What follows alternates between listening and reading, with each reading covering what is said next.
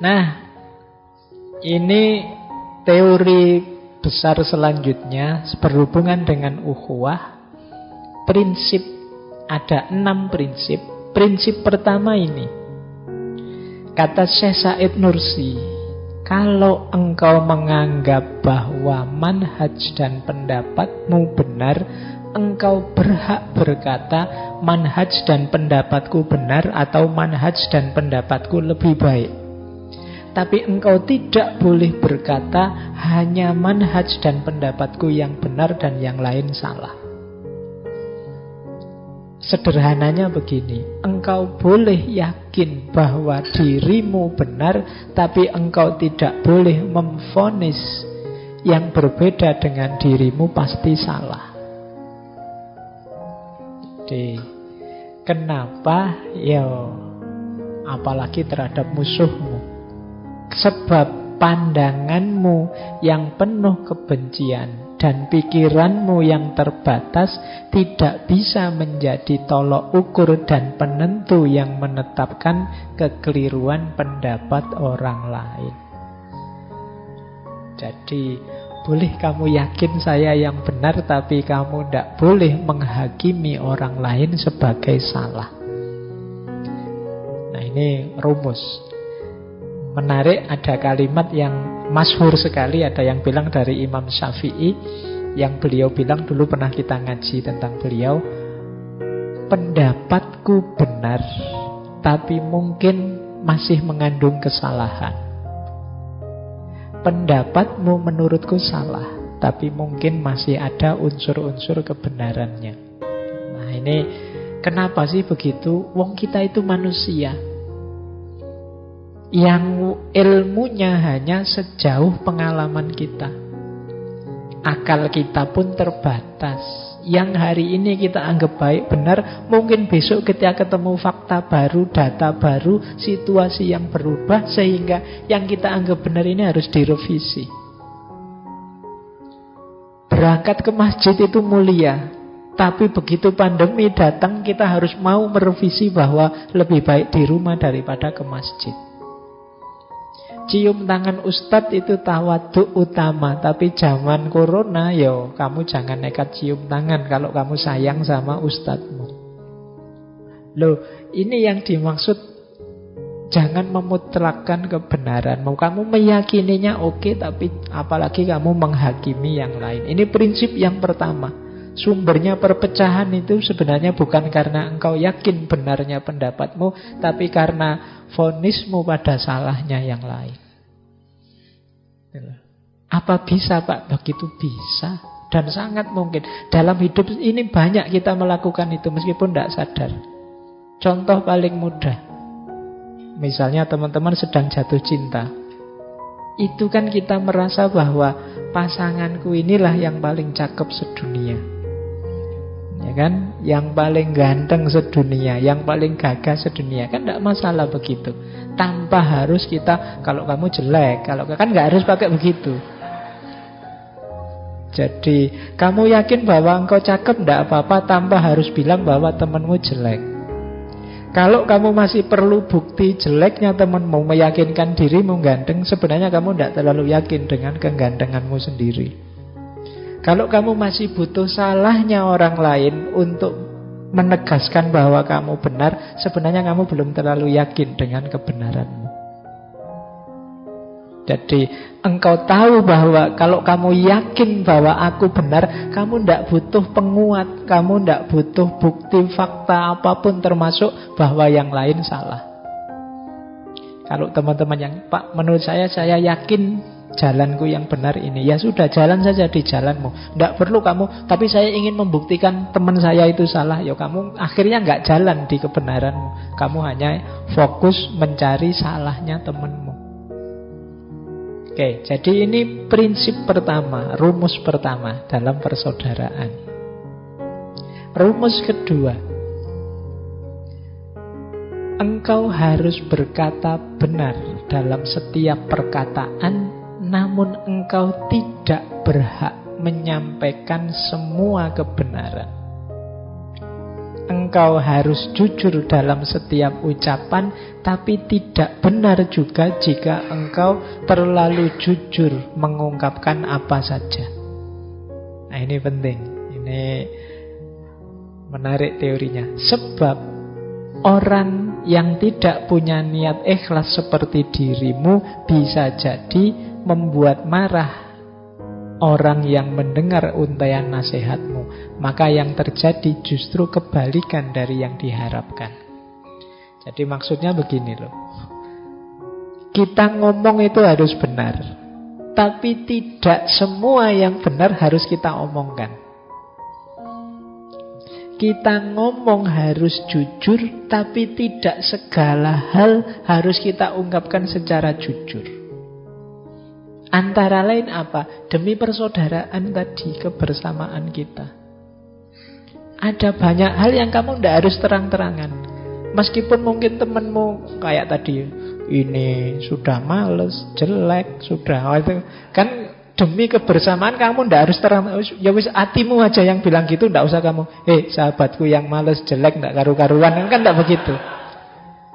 Jangan terlalu jujur. Seandainya ada penting ingin mengungkapkan itu, cari momen yang pas dengan retorika yang sesuai. Makanya ini mungkin maksud dari, kan sering kita bilang jujur itu bagus, terlalu jujur tidak. Jadi terlalu jujur itu berarti apa? Yang seharusnya tidak dikatakan, ya jangan dikatakan. Ada banyak hal yang itu kalau dikatakan mungkin membuat malu orang, membuat aib. Yang efek destruktifnya mungkin lebih besar daripada aib yang dibongkar, rasa malu yang diungkapkan tadi.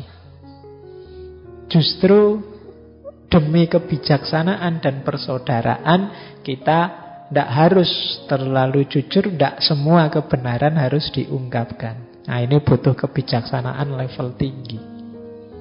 Kadang-kadang kita itu agak sok baru ngerti sedikit-sedikit, wah saya jujur loh ini, saya apa adanya loh ini. Tapi kalau ngomong nyelekit, akhirnya teman-temannya bubar semua, tidak mau dekat sama dia. Temannya dia sedikit, saudaranya tidak banyak akhirnya.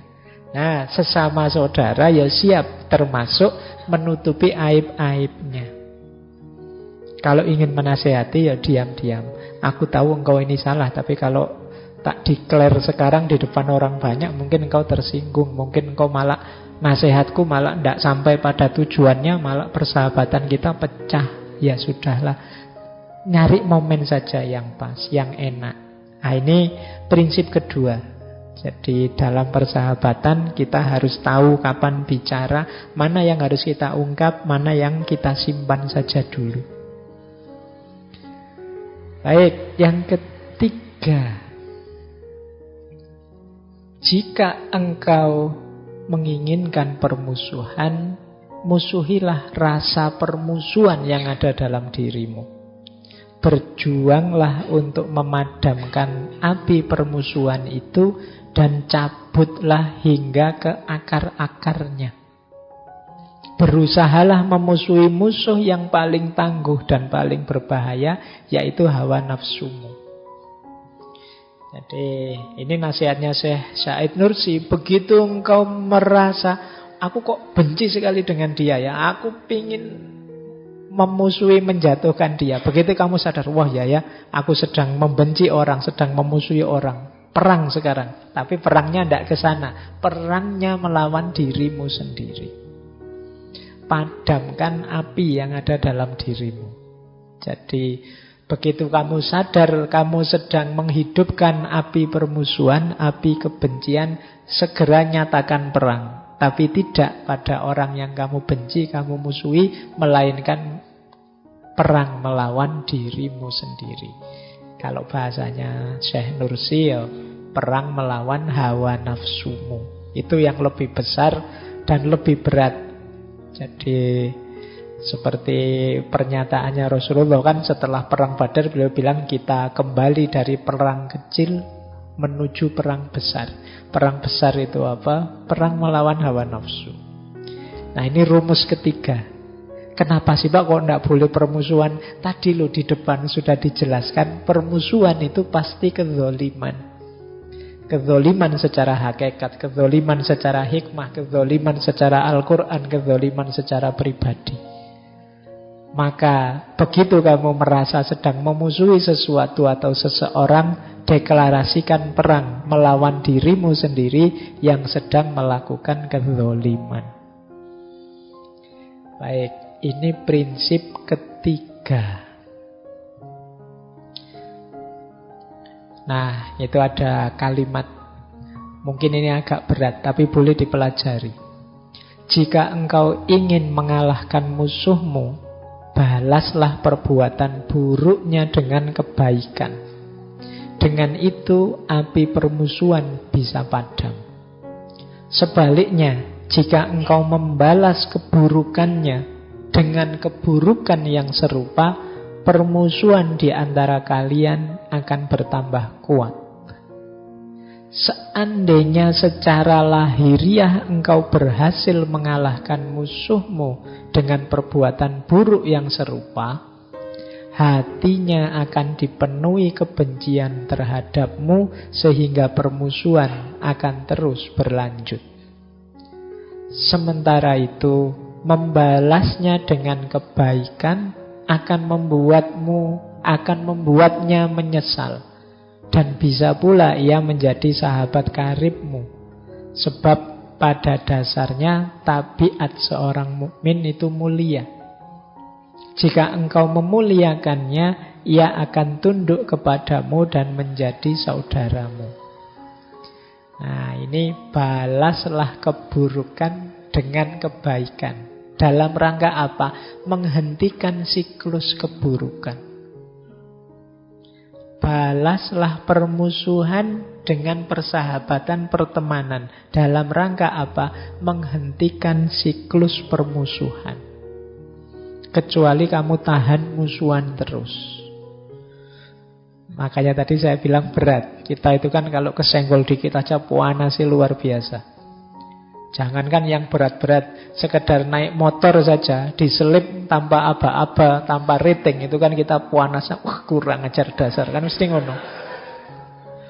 Wong sekedar di lampu merah, begitu ijo kita di bel belakang kita saja kan kita mangkelnya luar biasa. Nggak sadar apa wong baru ijo saja sudah ngebel misalnya. Nah, kita kan mudah sekali tensi kita naik, sumbu kita pendek sekali. Jadi yuk latihan, bahkan diberi yang buruk kita balas yang baik. Manfaatnya jauh lebih banyak dan lebih besar. Paling tidak siklus kebencian dan permusuhan itu berhenti. Orang yang memusuhi kita itu kan memang inginnya kita hancur, kita jelek, kita jatuh. Paling tidak kita selevel dia. Kalau kita ikuti ritme itu, ya kita akhirnya jatuh ke frekuensi yang sama. Ini loh Pak, orang kok sering maki-maki, tak maki-maki ganti. Ya sepeda wae akhirnya kan kita ada di level dia. Nanti begitu kita maki-maki ganti, dia juga balasnya lebih sadis lagi makiannya. Kita tidak terima lagi. Emangnya dia aja yang bisa ngomong sejorok itu. Aku juga bisa ngomong lagi. Akhirnya kan siklus makiannya tambah lama tambah serem. Nah, itu yang terjadi. Maka yuk yang buruk kita balas dengan kebaikan. Sehingga apa? Siklus kebencian dan permusuhan itu terhenti. Dan kita bisa membangun ke depan hidup yang lebih kondusif, lebih baik. Bisa jadi nanti dia jadi sahabat kita. Oke, ya ini diingat-ingat saja, dibuat rumus hidup. Latihan, ini memang berat, tapi pelan-pelan. Ini diantara perjuangan melawan nafsu kita sendiri. Lanjut. Nah, ini ada kalimat yang menarik. Kenyataan membuktikan, kata Syekh Nursi, ketika engkau berkata pada orang jahat, engkau orang baik, seringkali itu mendorongnya jadi orang baik. Sebaliknya, kalau engkau mengatakan pada orang baik engkau itu jahat, mungkin saja membuatnya jadi jahat. Kalau kamu punya teman yang baik, tapi kamu curigai terus, kamu tuduh jelek terus dia, lama-lama mungkin dia jadi jelek beneran karena sebel sama kita. Sebaliknya, kalau ada orang jahat, orang jelek, itu kita perlakukan dia sebagai orang baik. Bila perlu kita sebut dia sebagai orang baik, mungkin dia terdorong jadi baik. Ada teman kok sukanya pinjem baju kita saja. Nah, kita balas, wah kamu itu orang baik ya. Apa kamu mau minjem bajuku? Silakan saja, tidak apa-apa, monggo. Nah, itu mungkin dia ragu-ragu mau minjem.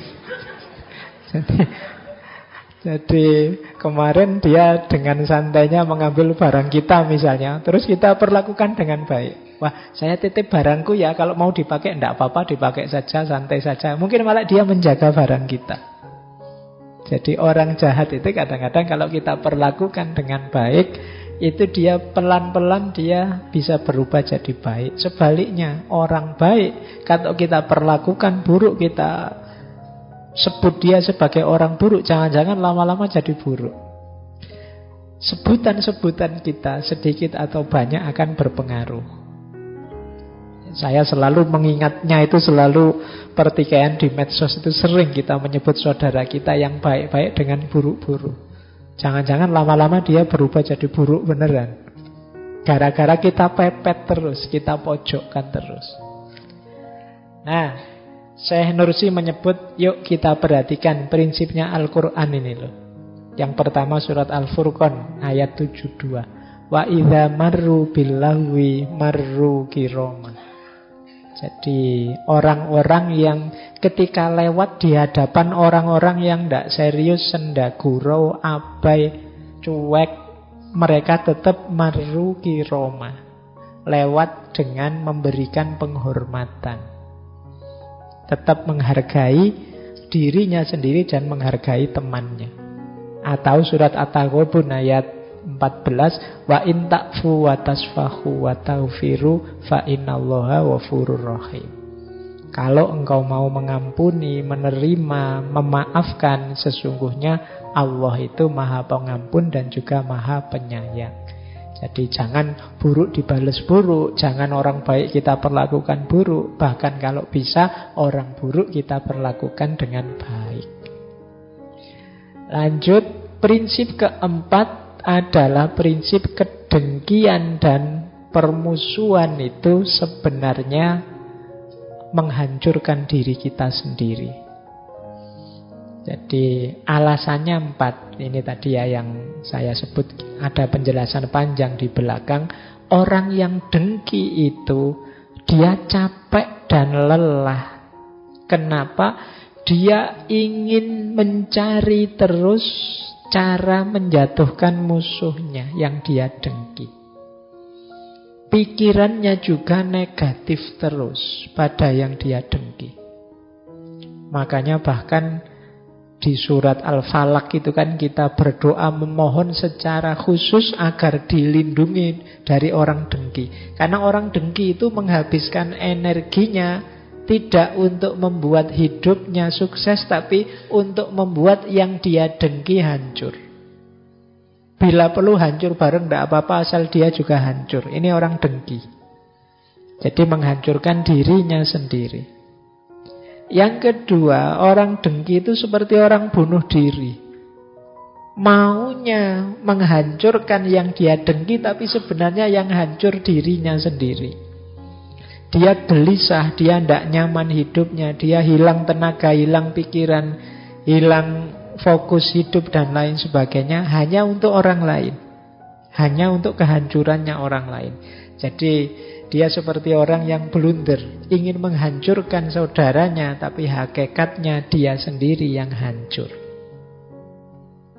Yang ketiga, orang dengki itu orang yang tertipu.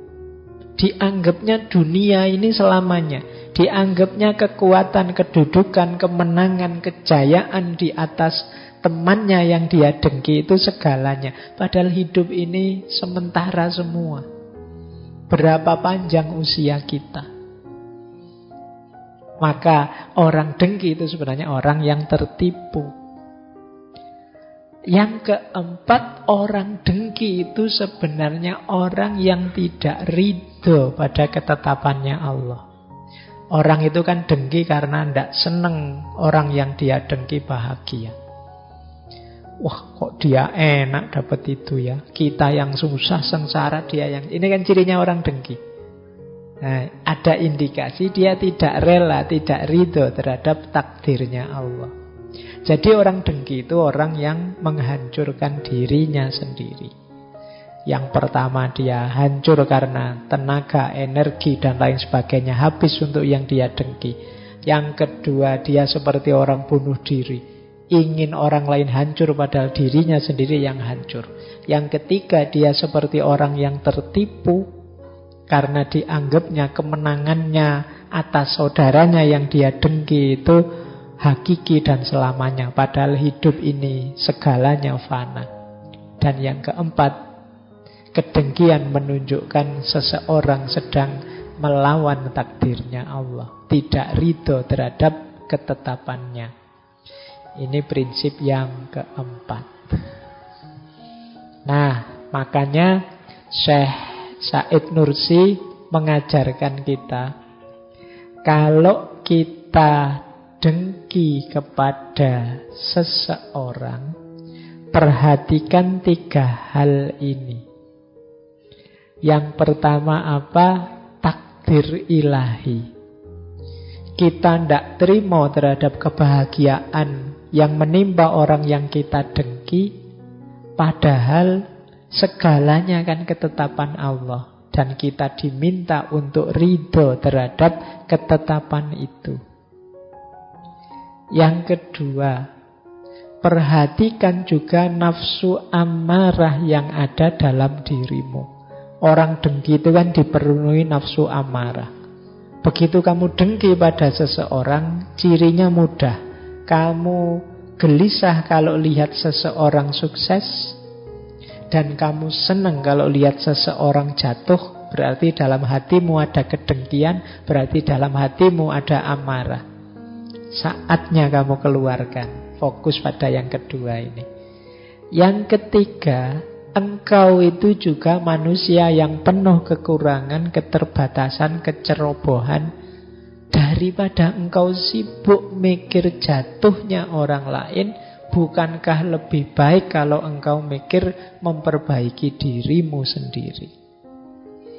Jadi ini obatnya 3 penyakit dengki itu. Yang pertama, sadari hidup ini segalanya sudah diatur jalannya oleh Allah.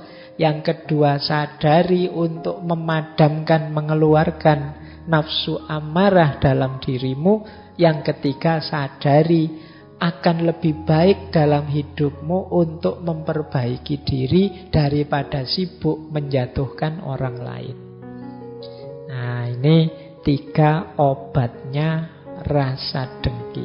Kalau kita bisa melakukan 3 hal ini, sejelek apapun, seburuk apapun saudara kita, di mata kita tampak kecil dan remeh dibandingkan diri kita sendiri. Wong nasib kita sendiri juga tidak jelas. Jadi ini alasan mengapa kita jangan mendengki orang. Terus prinsip yang kelima, permusuhan dan perpecahan itu membahayakan kebersamaan. Ini di prinsip yang kelima ini Syekh Nursi menjelaskannya pakai tanya jawab. Pak, ini kalau tanyanya pada saya ya, bukankah ikhtilafu ummati itu rahmah? Tidak apa-apa toh kita debat, kita menunjukkan perbedaan, menambahkan perbedaan. Iya, memang benar begitu. Tapi yang dimaksud ikhtilafu ummati rahmah itu beda yang positif dan konstruktif. Bukan perbedaan yang ingin menjatuhkan yang lain dan menghancurkan yang lain. Kalau ingin perbedaan itu benar-benar jadi rahmat, ya harusnya kita perbedaan yang yasuddu ba'duhum ba'da, saling menguatkan. Saya ngerti filsafat, teman-teman mungkin ngertinya sosiologi, ada yang ngerti teknik, ada yang ngerti pertanian, ada yang ngerti peternakan. Itu kita bareng-bareng jadi kuat, jadi rahmat. Tidak dengan jalan yang pertanian merendahkan yang perdagangan melecehkan yang filsafat. Opo filsafat itu? Nanti yang filsafat juga menyalahkan yang ngerti ilmu agama, ilmu fikih. Fikih itu dangkal, kurang dalam kayak filsafat ini. Nanti yang filsafat juga, filsafat opo, sesat, kafir itu. Dan lain sebagainya. Loh, kalau modelnya seperti ini, tidak mungkin ikhtilafu ummati rahmah. Ikhtilafu ummati rahmah itu kita sadari perbedaan, kita jadikan perbedaan itu modal untuk kebersamaan kita yang saling menguatkan tadi, yasuddu ba'duhum ba'du. Di situ ada pertanyaan lagi, boleh tidak sih Syekh kita bersikap partisan, ikut kubu ini, ikut kubu itu? Jawabannya Syekh Nursi, boleh saja. Asal partisan itu memihak satu kubu itu dasarnya adalah kebenaran, menghidupkan kebaikan untuk jadi tempat perlindungan sesuai hak-hak kita. Bukan dengan motif nafsu amarah, ingin menang dan mengalahkan yang lain. Apalagi di situ ada kebencian dan kedengkian. Karena aku benci dan dengki dengan kelompok itu, maka aku membela dan memihak kelompok ini. Kalau begitu jangan. Tetapi karena aku ingin mewujudkan ideal yang ini, karena aku ingin melahirkan kebaikan menurutku yang ini, maka aku ikut kelompok ini yang menurutku bisa mendukung. Kalau ini boleh. Jadi partisan tidak dengan dasar kebencian atau kedengkian pada yang lain, tapi kita ada kepentingan demi kebenaran dan kebaikan yang ingin kita hidupkan. Nah, tentang debat juga ditanyakan, bukankah kalau kita debat nanti kita bisa ketemu kebenaran yang lebih jelas? Kata Syekh, ya memang idealnya begitu. Tetapi seringkali dalam perdebatan orang itu mengejar kemenangan, bukan kebenaran. Orang mendahulukan keunggulan dirinya, menampakkan keahliannya, kepinterannya, tidak semata-mata demi kebenaran. Itu yang terjadi dalam debat. Maka kata Syekh, kalau memang ingin mencari kebenaran, oke saja. Tapi jangan berdebat yang sekedar ingin pamer kepandaian, apalagi ingin menjatuhkan yang lain. Nah, ini prinsip-prinsip dalam kita bersaudara.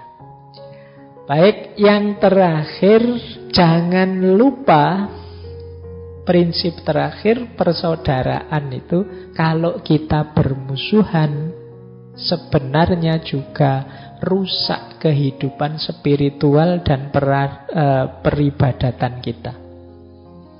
Jadi dia ini seperti api yang membakar kita.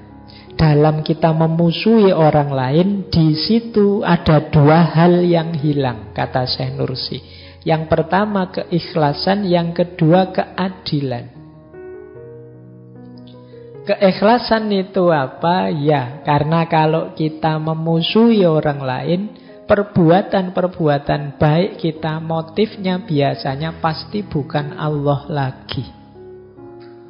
Motifnya pasti biar terbukti bahwa aku lebih benar daripada dia yang aku musuhi. Biar terlihat bahwa aku lebih baik daripada dia. Jadi dalam permusuhan kita kehilangan keikhlasan.